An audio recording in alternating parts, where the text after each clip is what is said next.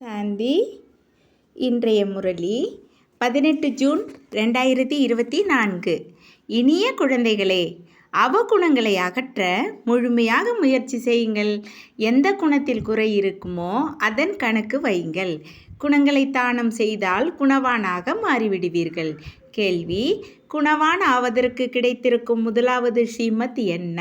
பதில்: இனிமையான குழந்தைகளே, குணவானாக மாற வேண்டும் என்றால் 1. யாருடைய தேகத்தையும் பார்க்காதீர்கள். தன்னை ஆத்மா என்று உணருங்கள். ஒரு தந்தை சொல்வதை கேளுங்கள். ஒரு தந்தையை பாருங்கள். மனித வழிகளை பார்க்காதீர்கள். 2. தேக அபிமானத்திற்கு வசமாகி தந்தை மற்றும் பிராமண குலத்தின் பெயருக்கு களங்கம் ஏற்படும் எந்த செயலையும் செய்யாதீர்கள். தலைகீழ் நடத்தை உடையவர் குணவான் ஆக முடியாது. அவரை குல களங்கம் செய்பவர் என்றும் சொல்வார்கள். ஓம் சாந்தி. பாப்தாதாவின் கரங்களில் மல்லிகை மலர்கள் இருந்தன. நீங்கள் இப்படி நறுமண மலராக மாற வேண்டும் என்று பாபா உங்களுக்கு காட்டுகிறார். நாம் நிச்சயம் மலர்களாக மாறியிருந்தோம் என்பது குழந்தைகள் உங்களுக்கு தெரியும்.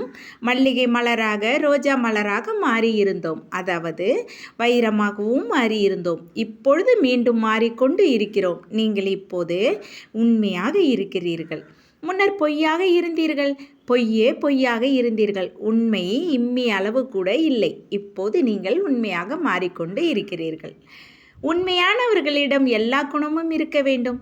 யாரிடம் எவ்வளவு குணங்கள் இருக்கின்றனவோ அந்த அளவு பிறருக்கும் தானம் கொடுத்து தனக்கு சமமாக மாற்ற முடியும். அதனால் குழந்தைகளே, தனது குணங்களின் கணக்கு வையுங்கள் என்று தந்தை குழந்தைகளுக்கு சொல்லி கொண்டு இருக்கிறார். என்னிடம் எந்த அவகுணமும் இல்லை தானே? தெய்வீக குணங்களில் எது குறைவாக இருக்கிறது என இரவில் தினந்தோறும் தனது கணக்கை பாருங்கள். உலகில் உள்ள மனிதர்களின் விஷயமே வேறு. இப்போது நீங்கள் அந்த மனிதர்களாக இல்லை. நீங்கள் பிராமணர்களாக இருக்கிறீர்கள். மனிதர்கள் எல்லோரும் மனிதர்களாகவே இருக்கிறார்கள். இருந்தும் ஒவ்வொருவரின் குணத்திலும் நடத்தையிலும் வித்தியாசம் இருக்கிறது. மாயாவின் ராஜ்யத்திலும் ஒரு சில மனிதர்கள் நல்ல குணவான்களாக இருக்கிறார்கள். எனினும் அவர்கள் தந்தையை அறியவில்லை. நல்ல தர்ம சிந்தனையோடு மென்மையான உள்ளத்தோடு இருக்கிறார்கள். உலகில் மனிதர்களின் குணங்களில் வெரைட்டி இருக்கிறது. எப்போது தேவர்கள் ஆகிறார்களோ அப்போது அனைவர்களிடமும் தெய்வீக குணங்கள் இருக்கின்றன. மற்றபடி படிப்பின் காரணத்தால் அந்தஸ்து குறைவாக இருக்கிறது. ஒன்று படிக்க வேண்டும், மற்றது அவகுணங்களை அகற்ற வேண்டும். நாம் முழு உலகில் இருந்தும் வித்தியாசமானவர்கள் என்பது குழந்தைகளுக்கு தெரியும். இங்கே ஒரு பிராமண குலம் மட்டுமே அமர்ந்து இருக்கிறது. சூத்திர குலத்தில் இருப்பது மனித வழி, பிராமண குலத்தில் இருப்பது ஈஸ்வரிய வழி. முதலில் நீங்கள் தந்தையின் அறிமுகத்தை கொடுக்க வேண்டும். இன்ன விவாதம் செய்கிறார் என்று நீங்கள் சொல்கிறீர்கள். பிராமணர்கள், அதாவது PK, நாங்கள் ஈசனின் வழியில் நடப்பவர்கள் என்று அவர்களுக்கு எழுதுங்கள் என்று தந்தை புரிய வைத்திருக்கிறார். அப்போது இவர்களை விட உயர்ந்தவர்கள் வேற யாரும் இல்லை என்பதை புரிந்து கொள்வார்கள். மிக உயர்ந்தவர் பகவான். அவரது குழந்தைகள் நாமும் அவரது வழியில் நடக்கிறோம். நாம் மனித வழியில் நடப்பது இல்லை. ஈஸ்வர வழியில் நாம் தேவர்கள் வழியில் நடக்கிறோம். மனித வழியை முற்றாக விட்டுவிட்டோம் என்று சொல்லுங்கள். பிறகு யாரும் உங்களோடு விவாதம் செய்ய முடியாது. இதை எங்கிருந்து கேட்டீர்கள்? யார் சொன்னார் என்று யாராவது கேட்டால் நாங்கள் ஈசனின் வழியில் நடக்கிறோம் என்று நீங்கள் சொல்வீர்கள்.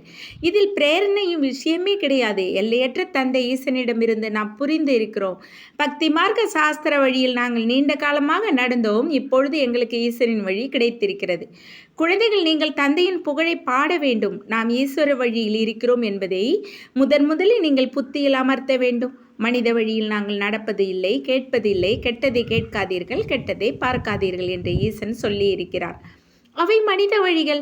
ஆத்மாவை பாருங்கள், சரீரத்தை பார்க்காதீர்கள். இது பதித்த சரீரமாக இருக்கிறது. இதை ஏன் பார்க்க வேண்டும்? இந்த கண்களால் இதை பார்க்காதீர்கள். இந்த சரீரமோ பதித்தமாக இருக்கிறது. இங்குள்ள இந்த சரீரம் மேம்பட போவது இல்லை. இன்னும் பழையதாக மாற வேண்டும். நாளுக்கு நாள் ஆத்மா மேம்படுகிறது. ஆத்மாவே அழியாதது. அதனால் கெட்டதை பார்க்காதீர்கள் என்று தந்தை சொல்கிறார். சரீரத்தையும் பார்க்கக்கூடாது. தேகம் உட்பட தேகத்தின் எந்த சம்பந்தம் இருந்தாலும் அதை மறக்க வேண்டும். ஆத்மாவை பாருங்கள். பரமாத்மா தந்தை சொல்வதை கேளுங்கள். இது பெரிய பாடம் என்பதை நீங்கள் உணர்கிறீர்கள். யார் திறமசாலியாக இருப்பாரோ அவருக்கு பதவியும் அவ்வளவு உயர்வாக கிடைக்கும். நொடியில் ஜீவன் முக்தி கிடைக்கும். எனினும் முழுமையாக முயற்சி செய்யவில்லை என்றால் பிறகு தண்டனையும் அதிகமாக அனுபவிக்க நேரிடும். தந்தையின் அறிமுகத்தை கொடுப்பதற்காக குழந்தைகள், நீங்கள் குருடர்களின் கைத்தடி ஆகிறீர்கள். ஆத்மாவை பார்க்க முடியாது, அறிய முடியும். ஆத்மா எவ்வளவு சிறியதாக இருக்கிறது. இந்த ஆகாய தத்துவத்தில் மனிதர்கள் எவ்வளவு இடங்களை ஆக்கிரமிக்கிறார்கள். மனிதர்கள் வந்து சென்று கொண்டே இருக்கிறார்கள். ஆத்மா எங்காவது வந்து போகிறதா என்ன? ஆத்மாவிற்கு எவ்வளவு சிறிய இடம் இருக்கு என்பது சிந்திக்கும் விஷயம். ஆத்மாக்களின் கூட்டம் இருக்கும். சரீரத்தோடு ஒப்பிடுகையில் ஆத்மா எவ்வளவு சிறியதாக இருக்கிறது. அது எவ்வளவு சிறிய இடத்தை ஆக்கிரமிக்கிறது. உங்களுக்கு வசிப்பதற்கு அதிக இடம் தேவை. இப்பொழுது குழந்தைகள், நீங்கள் விசால புத்தி உடையவர்களாக மாறியிருக்கிறீர்கள். தந்தை புதிய உலகத்திற்காக புதிய விஷயங்களை புரிய வைக்கிறார். சொல்பவரும் புதியவராக இருக்கிறார். மனிதர்கள் எல்லோரிடமிருந்தும் கருணையை கேட்டுக்கொண்டு இருக்கிறார்கள். தன் மீது கருணை காட்ட தன்னிடம் சக்தி இல்லை. உங்களுக்கு சக்தி கிடைக்கிறது. நீங்கள் தந்தையிடமிருந்து ஆஸ்தி பெற்று இருக்கிறீர்கள். வேறு யாரையும் கருணையுடையவர் என்று சொல்ல முடியாது. மனிதரை ஒருபோதும் தேவர் என்று சொல்ல முடியாது. கருணையுடையவர் ஒரு தந்தை மட்டுமே. அவர் மனிதரை தேவராக மாற்றுகிறார். எனவே பரமபிதா பரமாத்மாவிற்கு புகழ் அதிகம் என்று சொல்கிறார்கள். அதற்கு அளவே இல்லை. அவரது கருணைக்கும் அளவே இல்லை என்பது இப்போது உங்களுக்கு தெரியும். தந்தை எந்த புதிய உலகை படைக்கிறாரோ அதில் எல்லாம் புதியவையாக இருக்கும். மனிதர்கள், விலங்குகள், பறவைகள் எல்லோருமே சதோ பிரதானமாக இருக்கும். நீங்கள் உயர்ந்தவர்களாக மாறுவதால் உங்கள் பர்னிச்சரும் அப்படி மிக உயர்ந்ததாக இருக்கு என்று தந்தை புரிய வைக்கிறார். மிக உயர்ந்தவர் என்று தந்தையும் சொல்கிறார். தந்தையையும் சொல்கிறார்கள். அவரிடமிருந்து உலகின் அரச பாக்கியம் கிடைக்கிறது. நான் உள்ளங்கையில் சொர்க்கத்தை கொண்டு வருகிறேன் என்று தந்தை தெளிவாக சொல்கிறார். அந்த மனிதர்கள் உள்ளங்கையில் இருந்து குங்குமத்தை போன்றவற்றை வரவழைக்கிறார்கள். இங்கே இருப்பது படிப்பின் விஷயம்.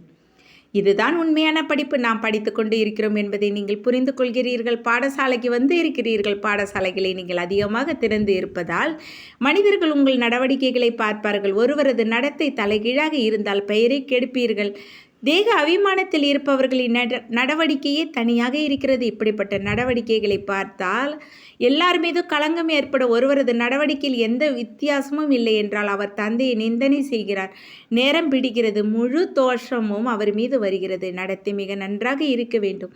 உங்கள் நடத்தையை மாற்றுவதற்கு எவ்வளவு நேரம் பிடிக்கிறது. ஒரு சிலரின் நடவடிக்கை மிக நன்றாக ஃபஸ்ட் கிளாஸாக இருப்பதை நீங்கள் புரிந்து கொள்கிறீர்கள். அது தெரியவும் செய்கிறது. இவரிடம் என்ன குறை இருக்கிறது, அதை அகற்ற வேண்டும் என்று தந்தை ஒவ்வொரு குழந்தையாக அமர்ந்து பார்க்கிறார். ஒவ்வொருவராக சோதனை செய்கிறார். குறைகள் எல்லோரிடமும் இருக்கின்றன. அதனால் தந்தை எல்லோரையும் பார்த்து கொண்டே இருக்கிறார். ரிசல்ட்டை பார்த்து கொண்டே இருக்கிறார். தந்தைக்கு குழந்தைகளிடம் அன்பு இருக்குந்தானே. இவரிடம் இன்ன குறை இருக்கிறது. இந்த காரணத்தால் இவர் இவ்வளவு உயர்ந்த பதவி பெற முடியாது என்பது தெரியும். ஒருவேளை குறை நீங்கவில்லை என்றால் அதிக சிரமமாகிவிடும். பார்த்தவுடனே தெரிந்து விடுகிறது. இப்பொழுது நேரம் இருப்பது தெரியும். ஒவ்வொருவராக சோதனை செய்கிறார். தந்தையின் பார்வை ஒவ்வொருவரின் குணத்தின் மீதும் படுகிறது. உன்னிடம் எந்த அவகுணமும் இல்லை தானே என்று கேட்பார். தந்தையிடம் உண்மையை சொல்கிறார்கள். ஒரு சிலருக்கு தேக அபிமானம் இருந்தால் சொல்வது இல்லை. தானாகவே யார் செய்வாரோ அவர் தேவதை. சொல்லி செய்பவர் மனிதர். யார் சொன்னாலும் செய்வதில்லையோ அவர் என்று தந்தை சொல்லிக்கொண்டே இருக்கிறார். இந்த பதவியில் என்ன குறை இருந்தாலும் இந்த பிறவியில் என்ன குறை இருந்தாலும் அதை தந்தையிடம் தானாகவே சொல்லுங்கள் என்று தந்தை சொல்லிக்கொண்டே இருக்கிறார். குறைகளை சர்ஜனிடம் சொல்ல வேண்டும் என்று பாபா அனைவரிடமும் சொல்கிறார். சரீரத்தின் வியாதி அல்ல, மனிதனின் வியாதியை சொல்ல வேண்டும். உங்கள் மனதில் என்னென்ன அசுர எண்ணங்கள் இருக்கின்றன என்று சொல்ல வேண்டும். அப்போது அதை பற்றி தந்தை புரிய வைப்பார். இந்த நிலையில் நீ இவ்வளவு உயர்ந்த பதவி பெற முடியாது. எதுவரை அவகுணங்களை நீக்கவில்லையோ அதுவரை அவகுணங்கள் அதிகமாக நிந்தனை செய்ய வைக்கின்றன. பகவான் இவர்களுக்கு பாடம் கற்பிக்கிறார். பகவானோ பெரிய உருவம் இல்லாதவர், சர்வவியாபி. அவர் எப்படி இவர்களுக்கு கற்பிப்பார்? இவர்களின் நடத்தை எப்படி இருக்கிறது என்று மனிதர்களுக்கு சந்தேகம் எழுகிறது. உங்கள் குணம் எப்படி ஃபர்ஸ்ட் கிளாஸாக இருக்க வேண்டும் என்பது தந்தைக்கு தெரியும். அவகுணங்களை மறைத்தால் யாருக்கும் அந்த அளவு அம்பு தைக்காது. அதனால் எந்த அளவு முடியுமோ அந்த அளவு தன்னிடம் இருக்கும் அவகுணங்களை அகற்றி கொண்டே செல்லுங்கள். தன்னிடம் என்னென்ன குறை இருக்கிறது என்பதை குறித்து வையுங்கள். அப்போது உள்ளத்தை உறுத்தும். நஷ்டம் ஏற்பட்டால் உள்ளம் உறுத்தும். வியாபாரிகள் தங்கள் கணக்கை தினந்தோறும் பார்க்கிறார்கள். இன்று எவ்வளவு லாபம் ஏற்பட்டது என தினந்தோறும் கணக்கை பார்க்கிறார்கள். தினந்தோறும் உங்கள் நடத்தையை பாருங்கள் என்று இந்த தந்தையும் சொல்கிறார். இல்லை என்றால் உங்களுக்கு நஷ்டத்தை ஏற்படுத்தி கொள்வீர்கள். தந்தையின் மானத்தை வாங்குவீர்கள். குருவி நிந்தனை செய்பவர் இலக்கை எட்ட முடியாது. தேக அபிமானி இலக்கை அடைய முடியாது. ஆத்மா அபிமானி நல்லபடியாக லட்சியத்தை எட்ட முடியும். ஆத்மா அபிமானி ஆவதற்கே எல்லோரும் முயற்சி செய்கிறார்கள். நாளுக்கு நாள் மேம்பட்டு கொண்டே போகிறார்கள். தேக அபிமானி அபிமானத்தால் என்ன செயல் நடக்கிறதோ அதை தவிர்க்க வேண்டும். தேக அபிமானத்தால் பாவம் நிச்சயம் ஏற்படுகிறது. எனவே ஆத்மா அபிமானியாக மாறிக்கொண்டே இருங்கள். பிறக்கும் போதே யாரும் ராஜாவாக இருப்பதில்லை என்பதை நீங்கள் புரிந்து கொள்ள முடியும். ஆத்மா அபிமானி ஆவதற்கு நேரம் பிடிக்கிறது. இப்போது நாம் திரும்பி போக வேண்டும் என்பதை நீங்கள் புரிந்து இருக்கிறீர்கள். தந்தையிடம் குழந்தைகள் வருகிறார்கள். ஒருவர் 6 மாதங்களுக்கு பிறகு வருகிறார், ஒருவர் 8 மாதங்களுக்கு பிறகு வருகிறார். அப்போது இவ்வளவு காலத்தில் என்ன முன்னேற்றம் ஏற்பட்டிருக்கிறது என்று பாபா பார்க்கிறார். நாளுக்கு நாள் கொஞ்சம் திருந்தி கொண்டே இருக்கிறார்களா அல்லது இன்னும் அப்படியே இருக்கிறார்களா? ஒருவர் போக போக படிப்பை விட்டு விடுகிறார். இது என்ன? உங்களை பகவான் பகவதியாக மாற்ற பகவான் உங்களுக்கு பாடம் கற்பிக்கிறார். அப்படிப்பட்ட படிப்பை நீங்கள் விட்டு விடுகிறீர்களா என்று தந்தை கேட்கிறார். அரே, உலகின் காட்பாதர் கற்பிக்கிறார், அதில் அப்சண்ட் ஆகிறீர்களா?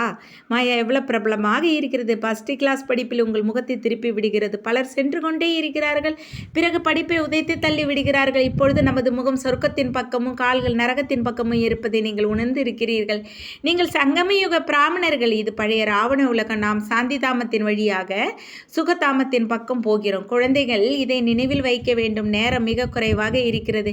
நாளையே சரீரம் விலகலாம். தந்தையின் நினைவு இல்லை என்றால் பிறகு கடைசி நேரத்தில் தந்தை அதிகமாக புரிய வைக்கிறார். இவை அனைத்தும் மறைமுக விஷயங்கள். ஞானமும் மறைமுகமாக இருக்கிறது. கல்பர் முன்னர் யார் எந்த அளவு முயற்சி செய்தார்களோ அதையே செய்து கொண்டு இருக்கிறார்கள் என்பது உங்களுக்கு தெரியும். நாடகத்தின் திட்டப்படி தந்தையின் கல்பம் முன்னர் போலவே புரிய வைத்து கொண்டு இருக்கிறார். இதில் வித்தியாசம் ஏற்பட முடியாது. தந்தை நினைவு செய்து கொண்டே இருந்தால் உங்கள் விகர்மங்கள் விநாசமாகி கொண்டே போகும். தந்தை தண்டனை பெறக்கூடாது. தந்தையின் முன்னால் தண்டனை பெற்றால் தந்தை என்ன செய்வார்? நீங்கள் காட்சியும் பார்த்திருக்கிறீர்கள். அந்த நேரம் மன்னிக்க முடியாது. இவர் மூலமாக தந்தை கற்பிக்கிறார். அதனால் இவரது காட்சியே கிடைக்கும். நீ இன்னென்ன காரியங்களை செய்தால் என இவர் மூலமாகவே அங்கே சொல்லி கொண்டு இருப்பார். அந்த நேரம் அதிகமாக அழுவீர்கள், கத்துவீர்கள், வருத்தப்படுவீர்கள். காட்சி கொடுக்காமல் தண்டனை கொடுக்க முடியாது. உனக்கு இவ்வளவு பாடம் கற்பித்தேன், இருந்தும் இப்படி காரியங்களை செய்தாய் என்று சொல்வார். ராவண வழியில் எவ்வளவு பாவங்களை செய்திருக்கிறேன் என்பதை நீங்களும் புரிந்திருக்கிறீர்கள். பூஜைக்குரிய நிலையிலிருந்து பூசாரி ஆகிவிட்டீர்கள். தந்தையை சர்வவியாபி என்று சொல்லி வந்தீர்கள். இதுதான் முதலாம் நம்பர் இன்சல்ட். இதன் கணக்கு வழக்கு அதிகமாக இருக்கிறது. நீங்கள் உங்களையே எப்படி அறைந்து கொண்டீர்கள் என்று தந்தை உங்கள் மீது குற்றம் சுமத்துகிறார். பாரதவாசிகள் எவ்வளவு விழுந்து விட்டனர். தந்தை வந்து புரிய வைக்கிறார். இப்போது உங்களுக்கு எவ்வளோ அறிவு கிடைத்திருக்கிறது. இருந்தும் நாடகப்படி நம்பர்வார் புரிந்து கொள்கிறீர்கள். முன்னரும் இந்த நேரம் வரை வகுப்பின் ரிசல்ட் இப்படியே இருந்தது. தந்தை சரியாகத்தானே சொல்வார். அதனால் குழந்தைகள் நம்மை முன்னேறிட்டு கொண்டே இருப்பார்கள். மாயா அப்படி இருக்கிறது. அது ஆத்ம அபிமானியாக இருக்க விடுவதில்லை. இதுதான் பெரிய பாடம். தன்னை ஆத்துமா என்று உணர்ந்து தந்தையை நினைவு செய்தால் பாவங்கள் பஸ்பமாகிவிடும். நல்லது. இனிமையிலும் இனிமையான காணாமல் போய் கண்டெடுக்கப்பட்ட செல்ல குழந்தைகளுக்கு தாய் தந்தை பாப் தாதாவின் அன்பு நினைவுகள் மற்றும் காலை வணக்கம். ஆன்மீக குழந்தைகளுக்கு ஆன்மீக தந்தையின் நமஸ்தே. ஆன்மீக தந்தைக்கு ஆன்மீக குழந்தைகள் அன்பு நினைவுகள் மற்றும் நமஸ்தே. தாரணைக்கான முக்கிய சாரம் 1. தேக அபிமானத்திற்கு வருவதால் பாவம் நிச்சயம் ஏற்படுகிறது. தேக அபிமானி இலக்கை எட்ட முடியாது. எனவே ஆத்மா அபிமானி ஆவதற்கு முழுமையாக முயற்சி செய்ய வேண்டும். எந்த செயலும் தந்தையின் பெயரை கெடுக்கும்படி இருக்கக்கூடாது. 2.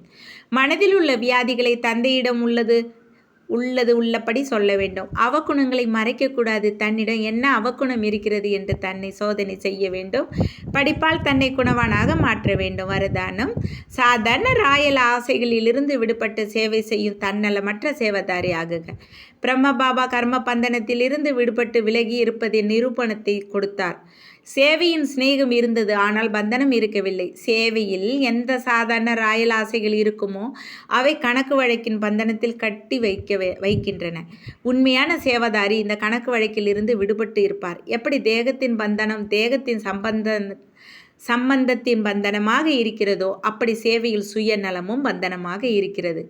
இந்த பந்தனத்திலிருந்து, அதாவது ராயல் கணக்கு வழக்குகளிலிருந்து விடுபட்டு தன்னலமற்ற சேவதாரி ஆகுங்கள்.